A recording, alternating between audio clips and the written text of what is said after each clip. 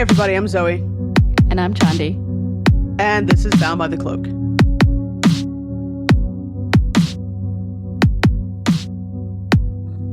So Zoe and I are really into small towns, especially really unique small towns that have a tight-knit community or a vast history to them. So we came across Lilydale. It's essentially the town of mediums. And by mediums, she means psychic mediums. Nestled in the southwestern region of upstate New York is the quiet community of Lilydale. Close to the border of Pennsylvania and less than 2 hours from Niagara Falls, Lilydale is known for its connection to the Spiritualist movement of the mid-1800s. So why is Lilydale so unique? Well, it has the largest concentration of psychic mediums in the country. Every summer, starting in June, Lilydale's population of under 300 people increases to over 20,000 people. People from all over the world visit Lilydale during this time, also known as the season, to get read by psychic mediums, to find spiritual healing, and just to get an overall spiritual experience.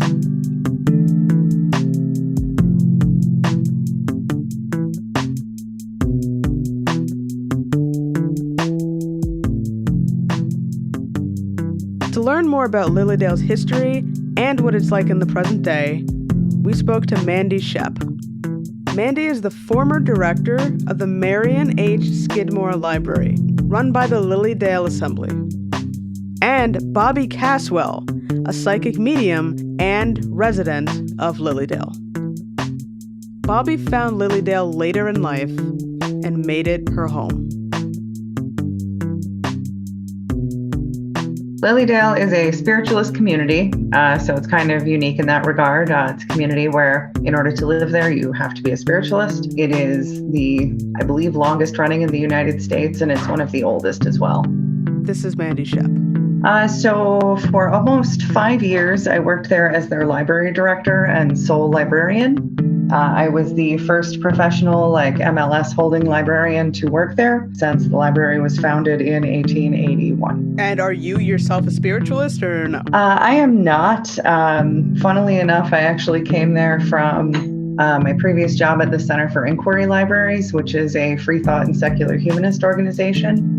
So I kind of came in from the opposite side of things. So the library was founded by Marion Skidmore, who was one of the town founders. And really, her and her husband were the ones that kind of expanded Lilydale into a year-round place for people to live instead of just a summertime destination. So part of what she did was when they had lecturers and authors coming to visit to kind of take part in the programming or to give lectures or talk about their new writings, she would have them donate their books to the reading room there. Eventually that grew into a full library that took up the top floor of a building, and eventually that outgrew its space. So in 1923, they built a dedicated library building, which is the only brick building in Lilydale. That is still where the library lives to this day. As far as technical specs of it, the library has over 10,000 volumes. It is solely dedicated to spiritualism as a specialized research library. I created over 20 specialized collections that are basically genreified and typified and faceted. And there are about half of the collection is rare books and half of it is not rare books. So can you tell us about the beginnings of Lilydale? Lilydale really began in the 1850s. So about 1855, there's this group in the next town over called the Religious Society of Free Thinkers. So a free thinker is someone who wants to have their knowledge gained by their experience, or reading science or understanding philosophy, as opposed to knowledge that is strictly handed down by figures of authority or figures of tradition or religious practice. So instead of just believing this because the church told you to, they really wanted to learn more for themselves and really experience the world in all of its, majesty and beauty and all those good things. So they're from Leona, and one of the folks involved was Marion's father. He took part in the free thought lectures that would kind of take place in Chautauqua County and throughout this area, because really we are kind of on the westernmost end of the Burned Over District, which is this big swath of the middle of New York that is responsible for a lot of social experiments, utopian communities, new religions, new philosophies, new way of thinking. And all of this happened in a period of about 70 years or so. It was a very short time, and all these things were just happening all at once. So in Leona, we have the Free Thought Association. In December 1855, the Society of Freethinkers changed their name to the Leona Free Association. Free thought, for the uninitiated, is a movement that kind of urges that knowledge should really be brought on by science, experience, and reason, as opposed to tradition, religion, or authority. So it's more of a screw around and find out kind of deal, as opposed to do this because someone told you so. So of this society, there are two important members, a Jeremiah Carter and a Willard Alden. They were very interested in spiritualism. So where kind of Lilydale sits physically is adjacent to where they started to hold these spiritualist picnics. They're meant for recreation, but basically anybody's welcome. So this is on Alden's land. So they're having these spiritualist picnics once a summer, twice a summer. They're starting to become a more regular event. Weekends start to turn into weeks, start to turn into months. And pretty much you've got the whole summer dedicated to this. And that was really when people started thinking about making this into a permanent place to live. In 1879, that is when the association held their meeting to determine to create a town and a corporate body and purchasing this land. So they called it the Cassadaga Lake Free Association, and that's essentially the beginning of Lilydale. So what kind of people would gravitate towards Lilydale at this time? You have a lot of people that are interested in this religion because there are, answers that Calvinism and like traditional Christian thinking at the time didn't really provide. Let's also not forget, like, spiritualism is broadly appealing because of its openness. There are basically a small set of, depending on which branch you follow, 9 or 12 rules, the most important of which is the golden rule of treat others as you would like to be treated. So there's not really this same religious structure as there is in a lot of traditional religion, and some people found that kind of appealing. Let's not forget, America is a very young country at the time. It's only 100 years old, so it's still kind of figuring out its identity and what it means to be an American. And kind of at that time, really the best you could be to be an American was not British. So breaking from these very British traditions and these highly traditional fields of knowledge and this sort of passing down of tradition and fancy, past glorifications, that's not really the thing in spiritualist culture or in this particular place and time of the Burnt Over District. You also have another big thing that's driving a lot of people towards spiritualism, and that is the American Civil War. So you have people dying at a phenomenal rate that they have never been dying at before in the history of our country. So you really get a lot of people that have this sudden mass amount of death in their lives, their brothers, their sons, their fathers, and they don't really know how to cope with that. And traditional religion is really not offering them what they need to assuage their grief. So here comes spiritualism that has this beautiful notion that the soul carries on and there's a life after this one, and we can see it and we can, partake in it. And we can still talk to our loved ones after they're not here anymore. And that is vastly appealing to a humongous number of people. I guess in the overall timeline of spiritualism, how does Lilydale fit into that overall timeline? So spiritualism itself, to kind of give a start to this timeline, is founded in March of 1848 in Rochester, New York. So about 2 hours away from where Lilydale is right now. So news is starting to travel pretty fast, and it gets out to Chautauqua County, where people are already interested in social movements and changing things. There's a big suffrage movement happening in Fredonia at the time, and there's pretty big marriage of suffrage and spiritualism as well. So Lilydale really fits in by being in a geographically convenient county where there's a lot of transitive ideas and transitive people. And it's also really philosophically open to this sort of thinking and this sort of idea. A lot of very like-minded people are building this rural community that's a very unique and interesting place. And a lot of other towns nearby are doing similar things. And why do you think there is that overlap of the suffrage movement and spiritualism? So there's a lot of ties between spiritualism and suffrage movement. A lot of it is, well, for one part, women are really the religious head of their household. So they're the ones that are doing the emotional labor of doing prayers and tithing and attending services and making sure all the social graces are handled, taking the family to church, writing thank you letters, doing the charity work. So that's her thing. And in spiritualism, you have this very unique feature of there are a lot of female ministers. And this is one of the only religions that is doing this at the time. You also see a lot of female lecturers, and that's unusual for the time to let a woman go up in front of a crowd of people and speak her mind. How could we? So it's one of those kind of things of you're really giving women at the time this avenue into agency through religious adherence. So they are participating in this religion that puts them on equal footing to men and really kind of lifts them up and encourages them to develop their spirituality and develop themselves and develop their intelligence and, read and philosophize and, become independent people. So that's an incredibly appealing thing at the time, too. Susan B. Anthony befriended Marion Skidmore, the library founder. They actually met on a train ride from Ohio and kind of had this conversation about, how about we do something for women? We have all these lovely things. A common idea of these camp towns at the time was they would have various theme weeks where their lectures and their philosophies and activities would really focus on a particular topic.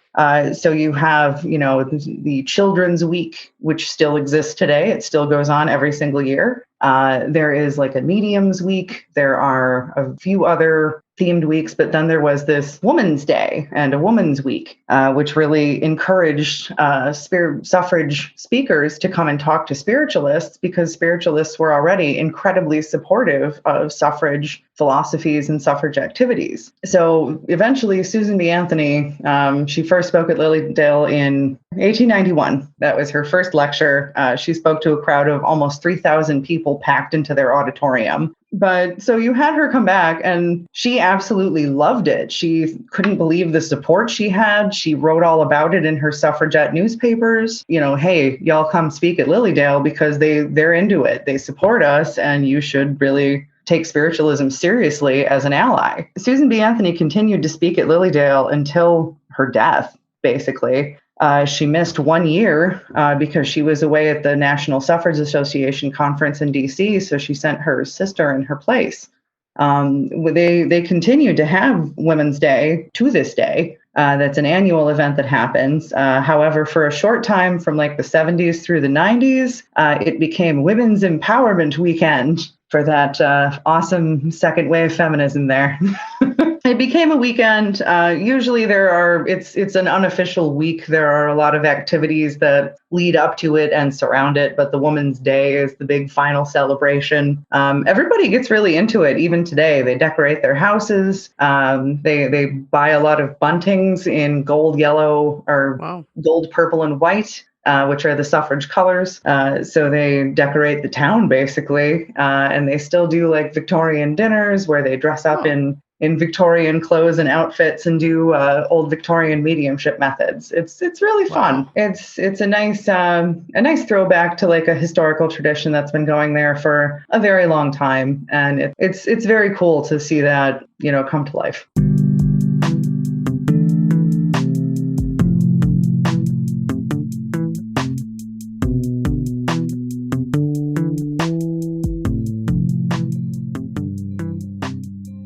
Welcome back to Bound by the Cloak. Let's get back to Lilydale. and catch up with Bobbie Caswell.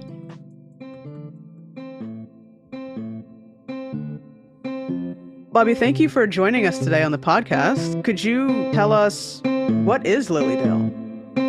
Lilydale is the world's largest center for the religion, science, and philosophy of spiritualism. The advent of modern spiritualism started March 31st, 1848, when a couple of young girls, Maggie and Kate Fox, started rapping and responding to what they knew as the spirit of a man that had been murdered in the house they lived in. And we just celebrated the 175th anniversary this March. So I was out there and represented Lilydale for that. So that was kind of cool. And then it turned into a lot of seances, what you would call seances, and we call circles. And there was a group of people that were free thinkers.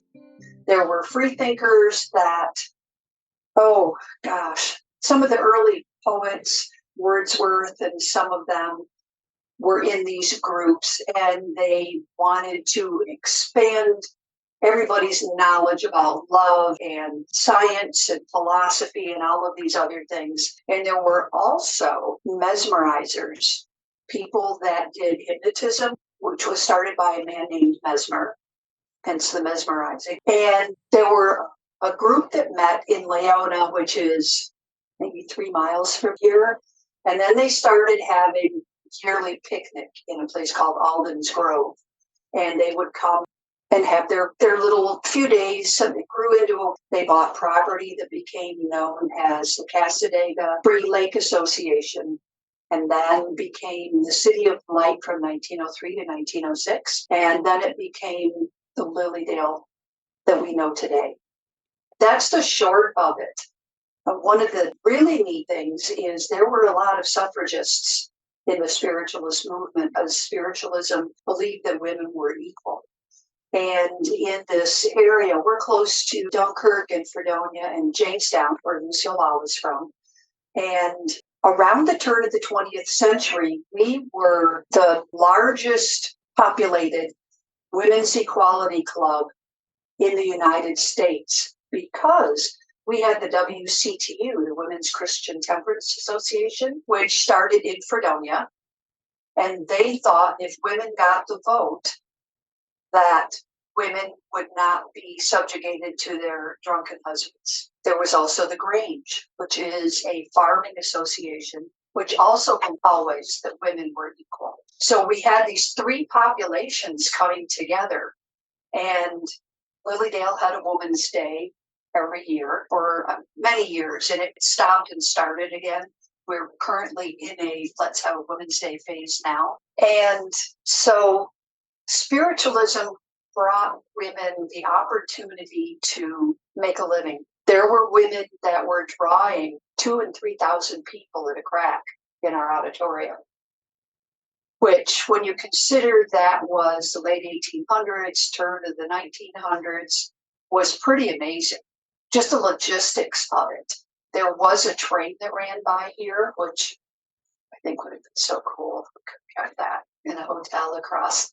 Lilydale is situated on 3 lakes, Cassadaga, Lower, Middle, and Upper Lake, and the train ran down in towards the Jamestown area. So Lilydale started as, I said, a week long, and now it's a 10-week summer season. We have people that live here all year round. We don't really know. It's around 150 people that stay here over the winter. We get anywhere from 20 to 30,000 people here during the summer. And we have brought in some big names from the paranormal and the spiritualist world. And, we have a couple that actually live here. It's a cool place to be. We have a place called the Forest Temple. And part of the spiritualists' church service, they're very Protestant. Stand up, sit down, pray, have a lecture. But we have hands-on healing, and we have a few minutes of mediumship where one or more mediums will stand up and give a message to whoever they recognize in the crowd as people in spirit that are knocking the shoulder. So Forest Temple is one of the places where we have our outdoor mediumship services during the summer. And then there's also a place called the Stump, which actually was a tree and now is a cement covered stump. So that area is in the woods, the Leland Woods, and we can get up to a couple hundred people there at a time. So we have 2 services there during the summer. And then we have a museum. We have a couple restaurants, coffee shop, couple stores, 3 stores, I think, right now. But the highlight is the grounds. The grounds were not only settled by the Haudenosaunee, which you might know is the Iroquois Confederacy. Tribes before them, even older, had burial grounds all around Lilydale. So these grounds, I'm getting goosebumps just talking about it. These grounds are charged sacred grounds. So while we do offer classes and things online, people want to be here. People come off season. They don't even care whether we're having classes because they just want to experience the feeling of being on these grounds. And it's pretty powerful. We have a little gazebo down on the lake, and there's one whole swan left, and there's always fish that are leaping, and beavers and geese and ducks and things like that. So there's a lot of nature there also.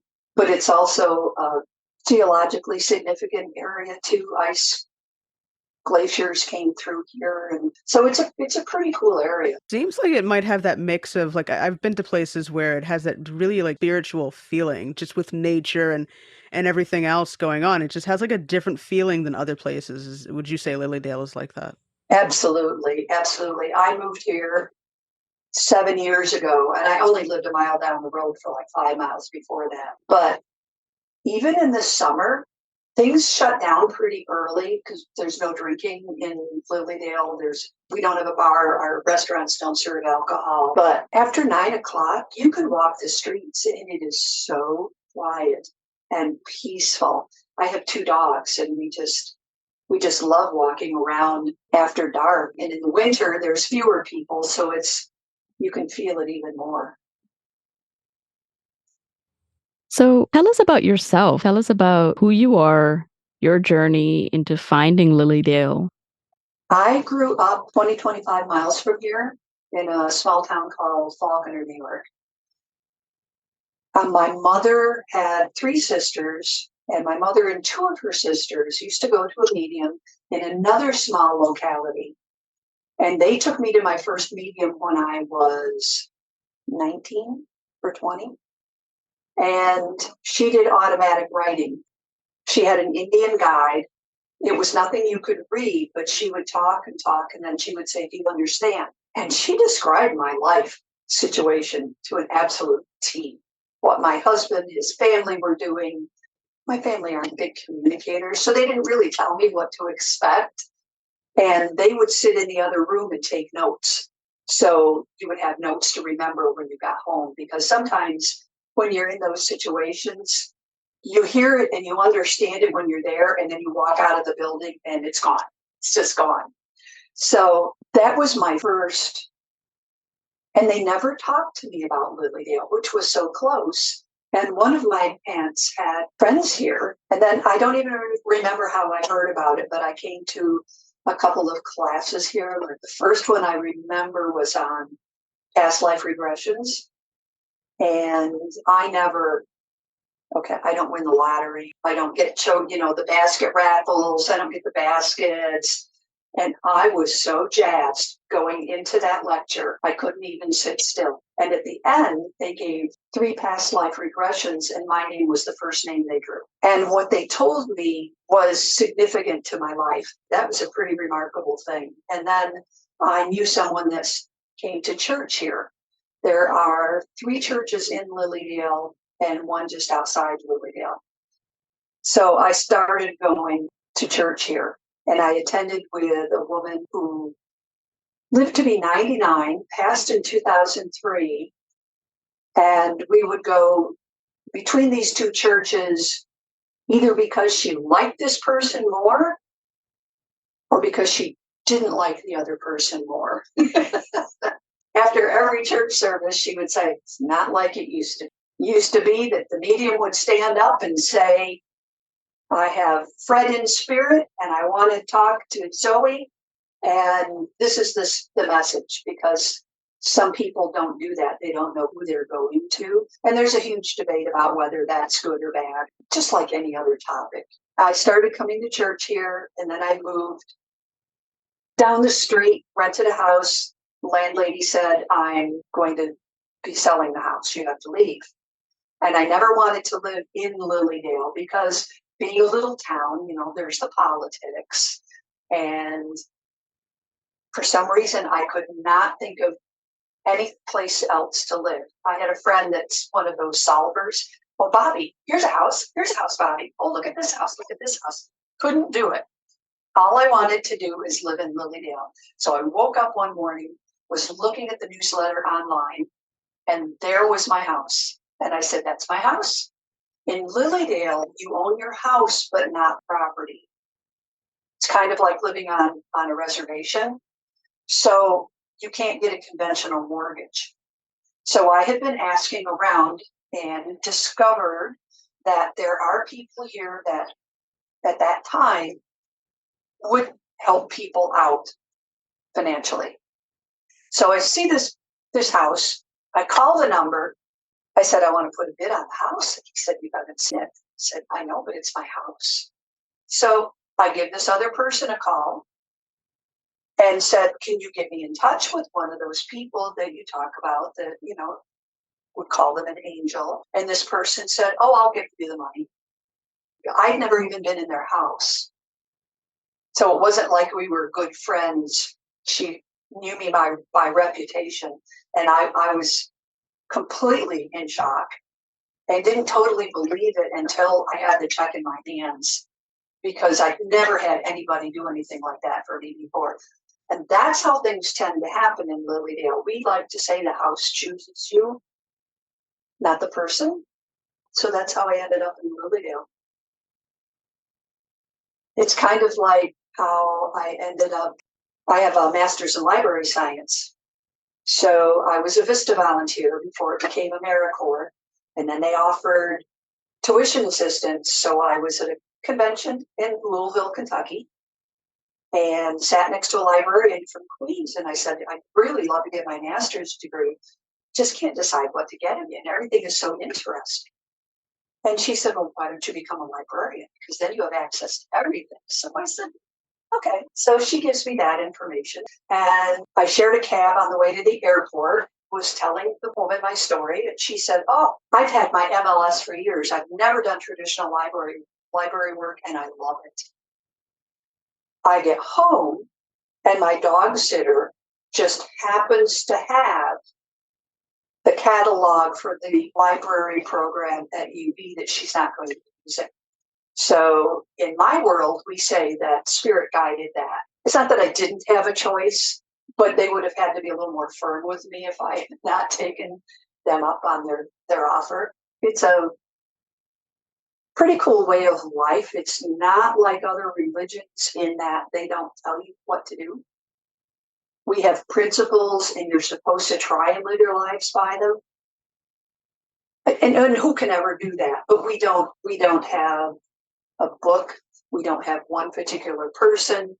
We don't say you have to use the word God even. You can say consciousness, infinite intelligence. You can say whatever you want to. So it's fitting into a lot of the spirituality that people your age are interested in nowadays. What do you think draws people to Lilydale, whether to live there or to, just going there to seek out some sort of spiritual help or guidance? A lot of people, it's grief.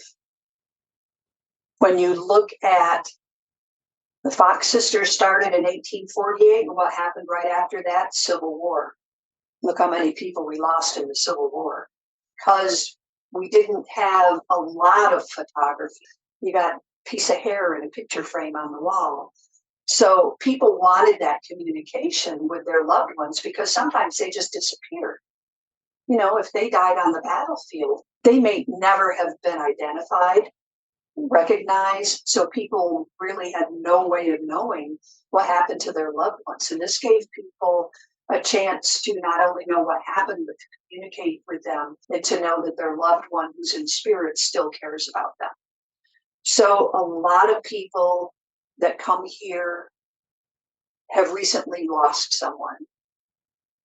A lot of our mediums do grief work. In fact, a friend of mine is starting, and well, has been for a while, doing a lot of work with hospice and working with the families and the person that is in the process of making their transition, as we call it. So it's the grief, it's the wanting to learn, and it's the wanting to give back and to help other people. Because when you're a medium, you're bringing them comfort. Because, and I'm not saying it's never happened, but I've never brought through a spirit that said, I still don't like you. I love you. I'm fine now. Stop worrying. I'm sorry the way I behaved. You get a lot of messages along those lines. And then obviously we have a lot of healers here. We have a healing temple, and we get busloads of people that come in to be healed. And it's a pretty powerful thing. And we don't say healing as in you're necessarily going to drop your crutches and run for the door. So you had previously mentioned your world. So what is your world? Right now, it is Lilydale. For a while, I was working for Lilydale the second time. I have a business that involves being spiritual and doing coaching and mediumship and helping people plan a more spiritual life for themselves. And this may be a little bit of arrogance on my part, but because we don't tell people how they have to behave to be able to give peace and healing to people is a pretty remarkable gift. So right now, my world, not exclusively, but I have friends here. Most of my other friends are spiritualists, and it's partly because, like with anything, if you belong to a club, everybody in your club knows what's going on, what everybody else is doing. It's the same with spiritualism, and I suppose other religions too. I haven't been involved in a lot of other religions as an adult to know that, but being able to communicate with people on the other side gives you a completely different perspective on what you would call dying and we would call making your transition. That's my world, that it's more comfortable for me than a lot of the other worlds I've created have been. And it's not that there is never any discord or things like that, but it just works for me. I'm comfortable in this world. I'm comfortable communicating with people in spirit. A few weeks ago, I was talking to somebody on Zoom, and one of my cats is named Ted. And the person said, "Oh, there's Ted behind you. Ted's over there on the floor sleeping." It was a cat that I had before Ted who was sitting behind me. And I didn't say anything, but the next time we talked, I said, "I don't know if you believe this, but that was not Ted." So it's a great comfort. And that's why spiritualism was so big right after the Civil War and right after the First World War. I had a friend who passed at 99. Anyway, she grew up in Buffalo, and there were all kinds of spiritualist churches in Buffalo, New York. And they would go and they would have seances, and people would deliver lectures and talk for hours. A spirit would be doing that through them. So there's all kinds of really cool stuff. And they say that there's not as much, there used to be a lot more physical mediumship where you would see things and hear things, and it's not as much anymore. And there's a big debate about it, of course, as there should be. There used to be trumpet seances, and it would be a long cone of metal, and they would stand it on a table, and voices would come out of it. or what they would call ectoplasm would come out of it, which is, ectoplasm is, I'm not sure the correct term, I'm going to say stuff, that comes out of him. And you've probably seen some stage pictures where there's big blobs of stuff. That led to a lot of fraud, because if you have to perform every night and you have an off night, those people still want that stuff coming out of your nose. So they made stuff up. So there was some fraud, just like anything else. If people are making their living at something and they lose their ability to do it, there's going to be that temptation to do it, so you get that money for the evening. Also, was such a huge thing with the women's rights movement, because women had a big part in spiritualism. Cora Richmond would draw in 2,000-3,000 people into our auditorium here. And women just weren't able to make decent money. They could be school teachers or nurses. Not to disparage either of those professions, but to be limited to only those two wasn't very good. And that's why they have not always been the best paying, because they've been women. Spiritualism played a big part in the women's rights movement. Susan B. Anthony spoke here. She also spoke at Chautauqua Institution, which is across Chautauqua Lake from us. And there's a big debate. Some people think she spoke here first. I tend to go for what is in the county historical books, being a librarian at one point. She spoke at Chautauqua and then spoke here. They would have marches. They had a parade every day here. The season was only a few weeks long. And now the season generally starts this year. It starts next to the last Friday in June and continues until Labor Day. Can you tell us what happens during the season? We are full. We have guest houses. Well, this year only one of the hotels is going to be open. We have 3 restaurants, 3 stores, and there are classes every day. I'm going to be teaching 2 this year. I haven't taught classes here yet, so that's going to be fun. So there are classes on everything from how to read auras to, during the summer you can do tarot cards and that. We tend to be a little purist in that we only want messages given. We don't want people to use tarot cards and other divination methods, because we have registered mediums here. So they go through a process of testing, and then during the summer, that's their season when they get the most customers. So people can walk up and down the streets and see that a medium has her sign out, she's open, and people can go for readings. Those are really, really popular. Then we have services at the Stump and at the Forest Temple. There's 3 services between them. We have a church service every day at 2:00. We have the monks coming to open the season this year, the Tibetan monks, and a lot of season highlights we call on the weekends. So generally on a Friday or Saturday night, they'll do their thing, and then the next day they'll teach a class. And then we have workshops that are morning, afternoon. So there's a lot of opportunity for learning about spiritualism, about nature, about orbs, about just about anything you can think of spiritually. We have a number of old public buildings. We have an auditorium. We have an octagon building, which actually has 8 sides. We have a lyceum, which is where like a Sunday school class would take effect. And then we have the healing temple. And so we have classes during the day and things. Sometimes there's classes in the evening. Things shut down pretty early.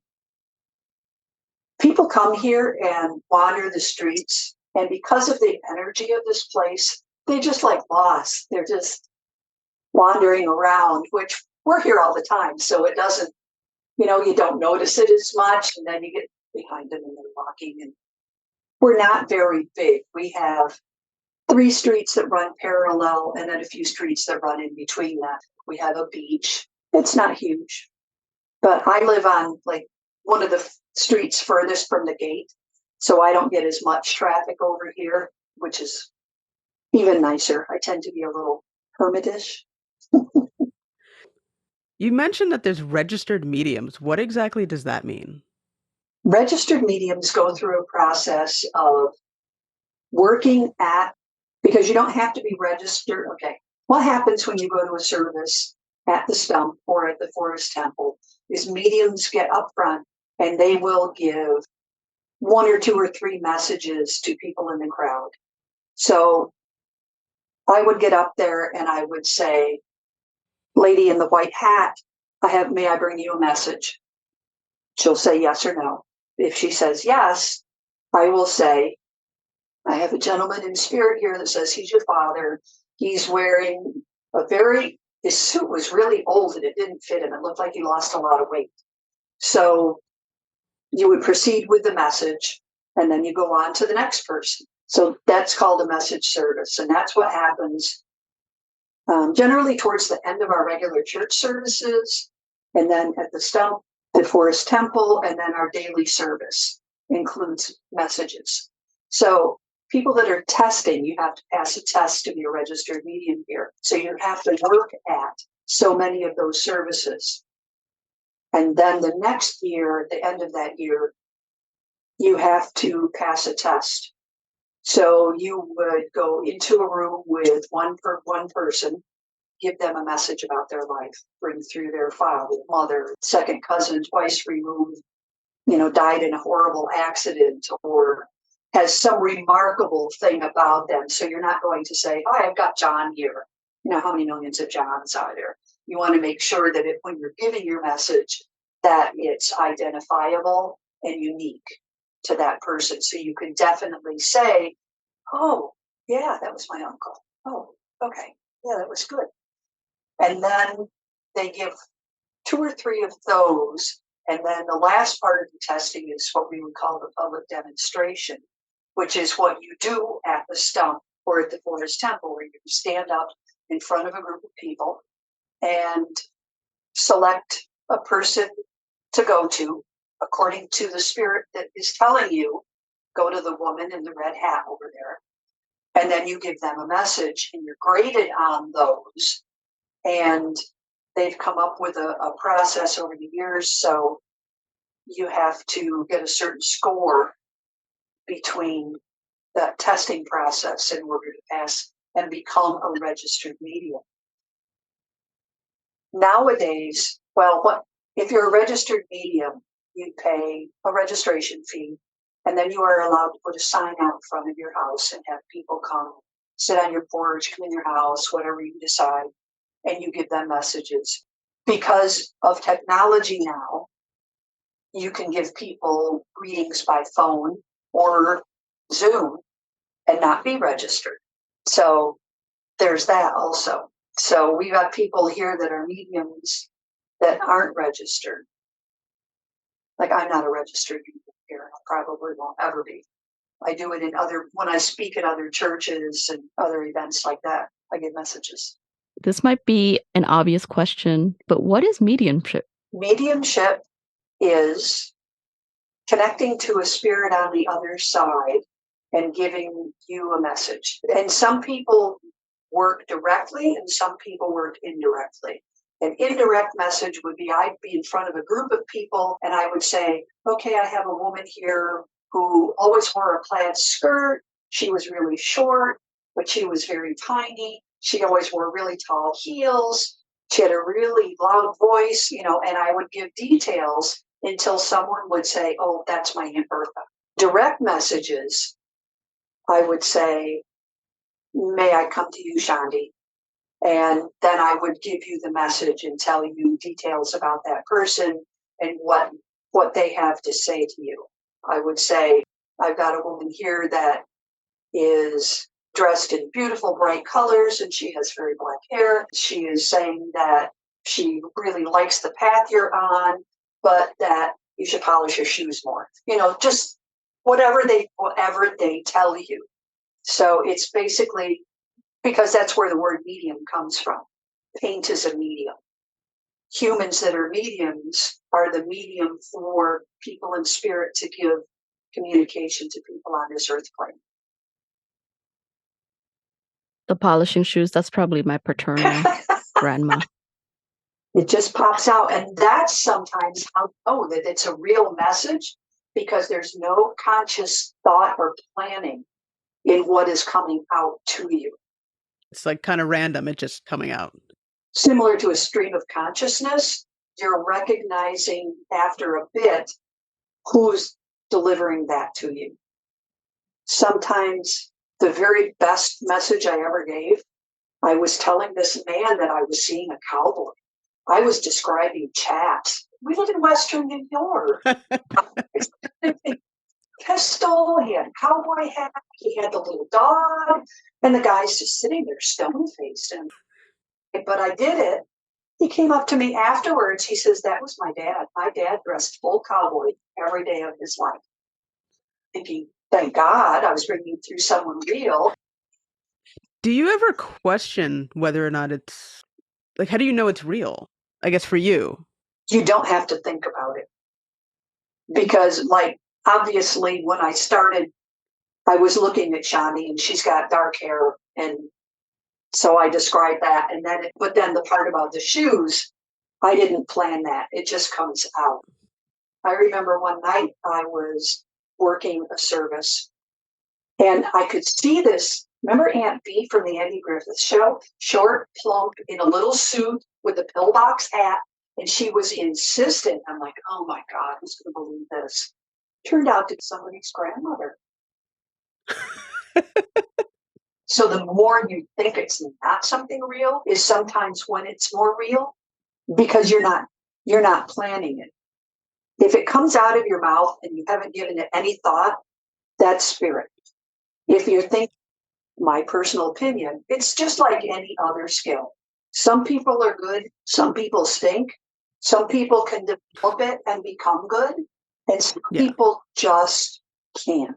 It's very interesting, and it's kind of a dynamic with yourself, because you have to let go of your ego in order to allow someone in spirit to come through you. So it's an education about yourself as much as it is a process where you're talking to people in spirit. You know, living in Lilydale, is there some sort of solidarity with people who are, you know, more so having the same occupation as you? Or does it also make it very difficult in a way when you're around people who are very similar? As far as Lilydale is concerned, mediumship is not an occupation for me because I'm not a registered medium. I can only do the public services, which I do. We also have a Monday night circle where anywhere from like 3 to 6 people sit in this little circle with you, and then you give each one of them a message. And that's kind of fun because the way I learned, every generation has its old timers. Becoming an old timer. It's very sad. But she would line people up on the wall and you would have to go down the line and give each person a message. So with just anything else, there's a certain amount of skill in your allowing spirit to come through. Having a lot of mediums in one place can keep the energy up. We're big believers in energy. I know I am. I didn't start doing this until I was probably in my 40s, but it gives people such peace to bring someone through for them. This is the way I view it. You can kind of get, all right, I'm getting all the 90-year-old women because they're knowing that I am a good communicator. And then you're thinking, oh, I don't want to just bring 90-year-old women. It makes it look like I can't do anything. So you do have a certain amount of control on who you let come through. I mean, you're the first medium I've met, or maybe I've met other people. I just didn't know they were a medium. Have you ever had a negative experience sending a message? I don't allow that. I decide. I'm in charge. I don't. And I also don't go up to people in stores and say, I got your uncle here. You need to listen. That's just rude. Absolutely rude. But to a spiritualist, this is part of our religion. And while there are people that do make a living at it, it's not why we went into it to begin with. For me, it was interesting to know like how your experience with mediumship has evolved or influenced your current role. And you did talk about that, Yeah. right? Your childhood and how you went to a medium when you were 19. But then you said you weren't a medium until your 40s. So in that gap, what were you doing? Living a very boring life. I never considered it as a possibility just because of the way that I was raised and things that went on in my life. I did not care for religion. Not that I viewed mediumship as a religion, but like when I was going to that medium that told me, that communicated with the Indian guide. And I just found out recently she used to come and work here in Lilydale. I had never known that. So that was kind of a cool thing. But sometimes you grow up not thinking that you're capable of things that you are. And that's where I was. And that's why it took me so long to get to where I was. I have done a lot of different things. I have been a nurse's aide. I was a welder, drove a motorcycle. I was a librarian. I worked as a housekeeper on a dude ranch. I mean, you name it, I've pretty much done it. Now I have 2 master's degrees and a certification, and I can give personality tests. And it's so remarkable to look back and think where I was and where I am now. And I've actually, until we have been discussing that, never thought about what part mediumship or being spiritual and communicating with spirits might have had in that process. Because now that I think about it, I believe the process has sped up a little bit since that, because it does open you up to things that you never thought of before. I was meeting at one time in a building here in Lilydale, and there was a piece of gas pipe on the floor, like a foot long, with a little fitting on the end. And someone was sitting to my right on the end of the table. I left, came back, and the pipe was on the floor between our chairs. And I said, "Where did that come from?" And she said, "I don't know."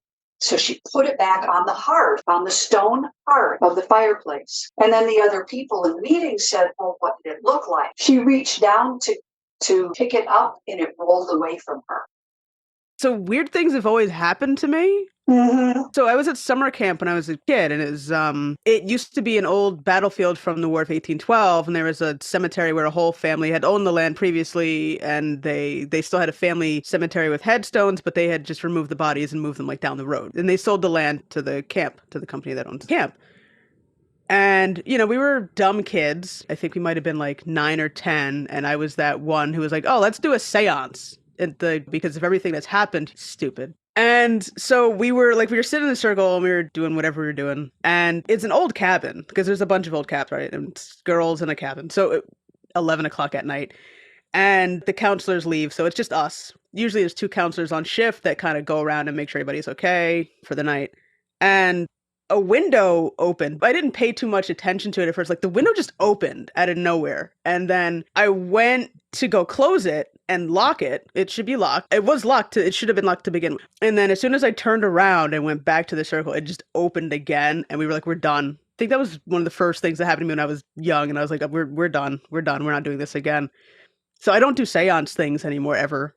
But yeah, I've always had weird things happen. So like losing and then finding them where you live. I've had that happen a lot. I just always say it's like brownies or like fairies or something. I just dismiss it as something silly. But, you know, I don't know. My opinion, if it was an evil spirit, it wouldn't be just, "Oh." Oh, I think I'd know. And sometimes I get messages that say things like, "Zoe, when I move your phone, that's because I want you to acknowledge that you're actually smelling my perfume. Even though I died when you were little, you would remember that smell," or something like that. It's probably just someone wanting to get in touch with you and tell you that they love you. My grandson was living with me, and I had remote start on my car, and it's midnight. My grandson comes in my room and says, "Grandma, where are you going? Something wrong? Your car's running." Like, no. And you know, when they start that way, they stop after a few minutes. We get downstairs, no car running. There's the key on the hook by the door. Vroom, car starts up again. My dad had a garage. He worked on cars. So it was Dad. I knew it. How'd your grandson take that? Oh, he doesn't like to do it, but yeah. He used to communicate when he was younger. Grandfather passed before he was a year old, and he would come back to my grandson and talk to him. When he was younger, he doesn't like to admit it. But it's a question of what you were taught when you were growing up. Do you believe it can happen, that it should or shouldn't happen, and open yourself up to it?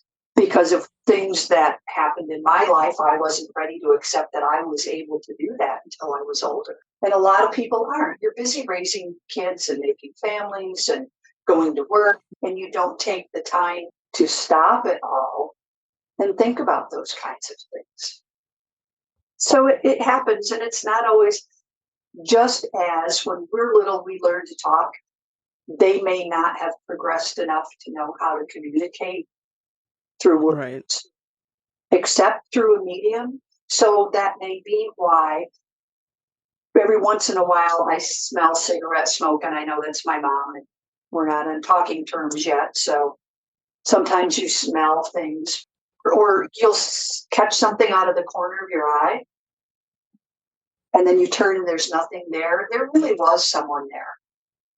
Not to scare you and to say that, because you can stop that. You can say, I don't want it hanging around. Because you are in control of it all. I lived in a house once, and my daughter was sleeping on the front porch with a friend. And I had a couple, like an upholstered chair in the bedroom, and someone came in and sat in the chair, and I thought it was her just curling up, going back to sleep. And in the morning, it wasn't her. But it didn't scare me in the least, because I just thought it was my daughter coming in to do it, to sleep, and she didn't. So it's in many respects, it explains a lot of things. And guess what? Quantum physics is proving mediumship now. They really are. Yeah. They just have to make their vibration close enough to ours that we can communicate. One question I have when it comes to Lilydale, it seems like the population is a little older. Yes. And so is there been an effort to kind of draw in younger visitors and younger people to kind of move to Lilydale or work in Lilydale? That would be very nice if that would happen. The thing is, a lot of younger people have jobs, and they can't drop their jobs and their children and their husbands or wives or whatever to come here and be a medium. I mean, we live in a school district. There are people who do move here and have children and like that, but not a lot. We are an older population. Just like every other religion, the populations are going down. Although there is an International Spiritualist Federation. It's based in England, but it is international, and their population has been going up because they do things online. I think that is the way to reach people because I'm on TikTok quite a bit, and I see a lot of spiritualists and I guess mediums that are operating on TikTok, and even YouTube. They put out videos and everything, and that's how they kind of connect with people. It seems. Yeah. In terms of the structure of the town of Lilydale, is it that everybody that's involved with the church and mediumship is running the town? Is that how the town operates? We have a board of directors. You have to be a member of the assembly. You do not have to live here to be a member of the assembly. First, you become a member of any spiritualist church. Then Okay. become a member of the Lilydale Assembly. So usually it's like you have to be a member of a church for a year, and then you can become a member of the assembly. Then you can buy a house here. So not just anybody can come and buy a house.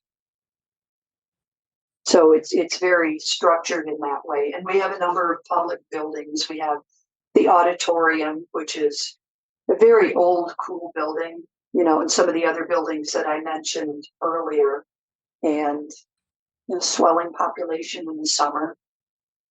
And most people are They may not be mediums, but they believe in it, and they believe that they can get a message from somebody, and that's going to give them some comfort. There are a lot of wives who drag their husbands around. You almost need like a club just to entertain the husbands. So, how does the town make money? What's the main source of revenue? Well, we pay the taxes on our property. So we pay county taxes, school tax, and then we pay an assessment to Lilydale. And then the main source of income is from the revenue of all the summer workshops. And then we have a few donors that help out.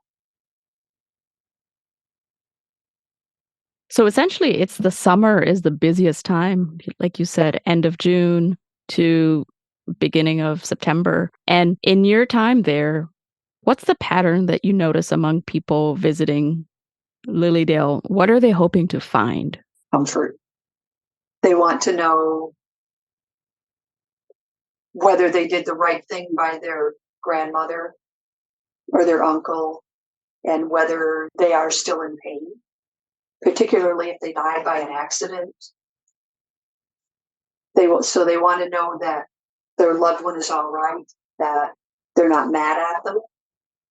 You know, sometimes they don't feel that they did enough for a loved one, or they were a little grudging in the care that they gave because we're so grinding on them. And a lot of times the people that come through, will say, I'm fine now. Don't worry about me. Don't be hanging on to me. People that don't want to let go of that family member that make that death their whole existence. So they come to a medium and they get comfort and they're able to let go and go on with their lives. Do they find comfort? Most of the people that you've spoken to? Yeah, if they're ready for it. Sometimes they're not ready to forgive themselves, so they can't accept a message of forgiveness and comfort. So, it's the three of us can talk, but Zoe, if you turn off your mic, you can't hear us. If you don't want to hear us, you don't have to, and it's not going to happen. It's that literal.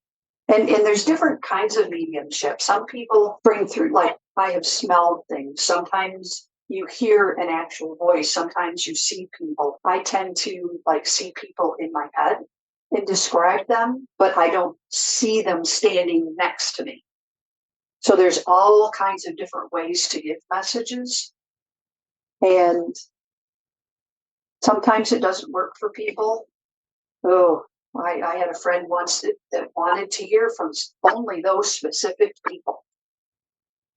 And they didn't come through, so she wouldn't listen to anything anybody else had to say, even though some of it was related to what she wanted to know about. She couldn't accept it because it wasn't from the right person. So you've got all kinds of dynamics going on. Your relationship with the person that passed, your relationship with the medium. If you're sitting with a medium that you think is really out there, and you only pick them because they were free at that time, but you don't like them, you may not accept their message. And that happens. I have friends, and if it's an ethical medium, you can't make that connection. They'll give you your money back and send you on your way with, or one time a friend of mine was giving a message to the young woman, and then it turned out to be for her boyfriend. And he ended up staying in the room, and she ended up leaving. So there's all kinds of ways that messages happen.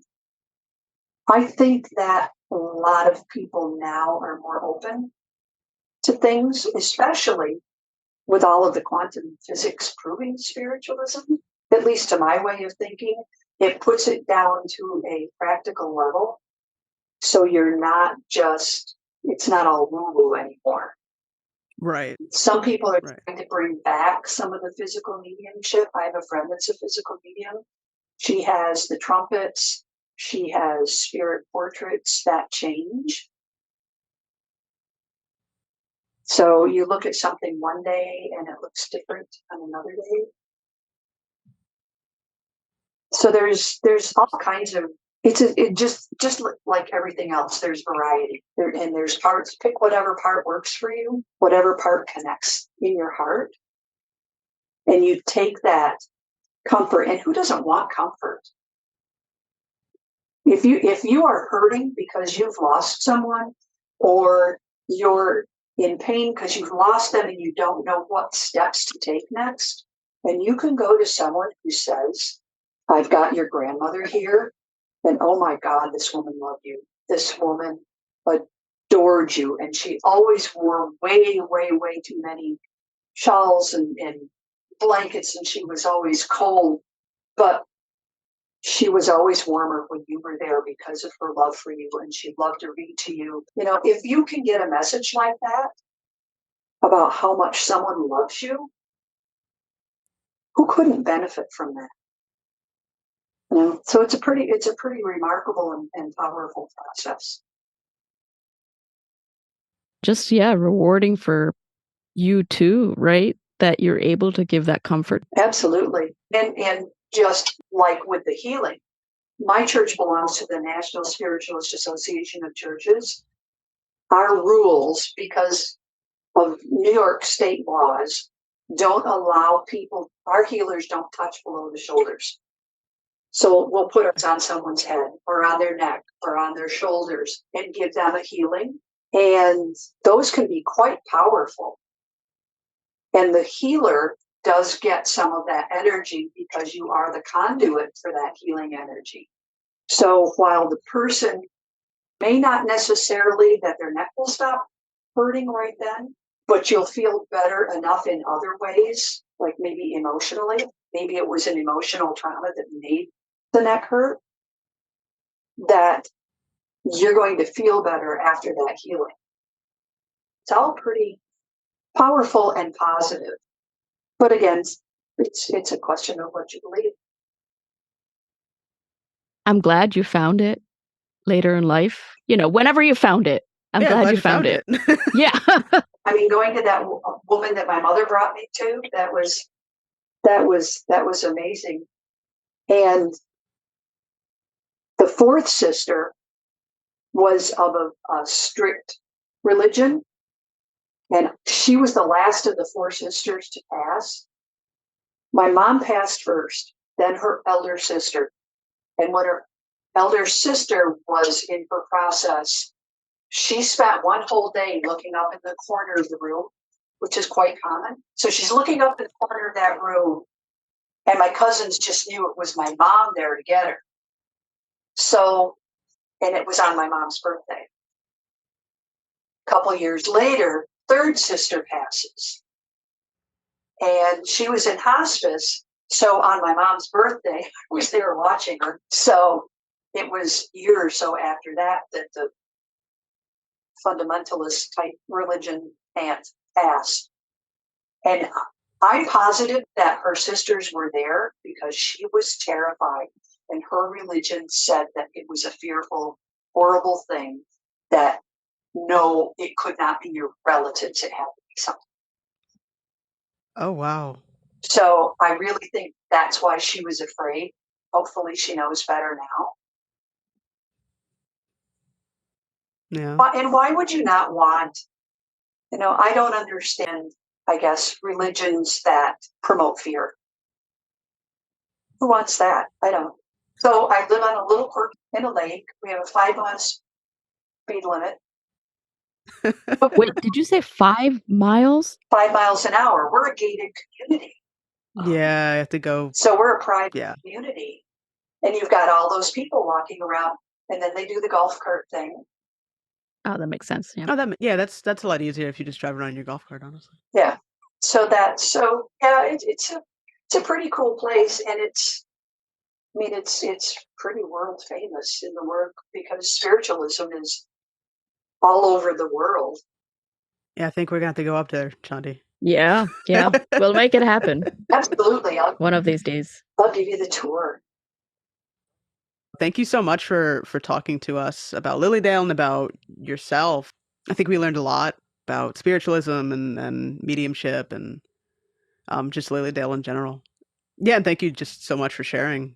Thank you for your work and the comfort that you bring people. Yeah, Lilydale sounds like a interesting little town that hoping that more people know about. And yeah, we'll have to make our way up there.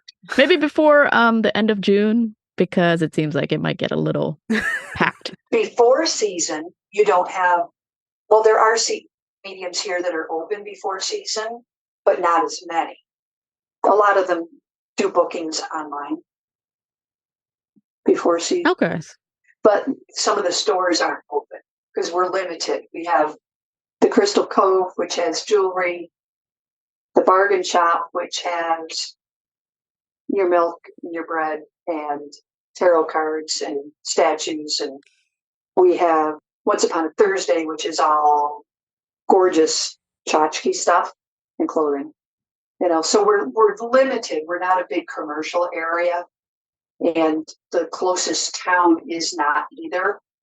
So when you look it up on the map, you'll see Dunkirk and Fredonia, and then you'll see Jamestown below us. And we're just like an easy dot. But thank you so much. I really enjoyed doing this with you. No, this was Thank you. great, Ed. Yeah, thank you so much, really. Yeah. Thanks, Bobbie. You're welcome.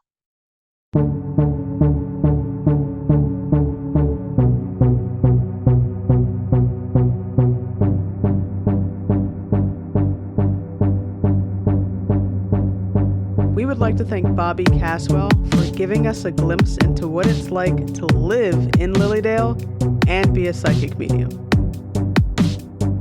She helped us understand what's so special about Lilydale and why it's an important place for so many people and why so many people flock to it year after year. We would also like to thank Mandi Shepp for sharing her knowledge on the history of Lilydale and the impact it's had on American culture and society through the years. To learn more about Lilydale and the events going on, or to even just find a medium, check out lilydaleassembly.org. That's going to do it for this episode of Bound by the Cloak. You can find us on social media, Instagram, Twitter. As usual, we are everywhere that you get your podcasts. That's Google, Apple, Spotify. Like and subscribe. Thanks for listening. We'll see you next time.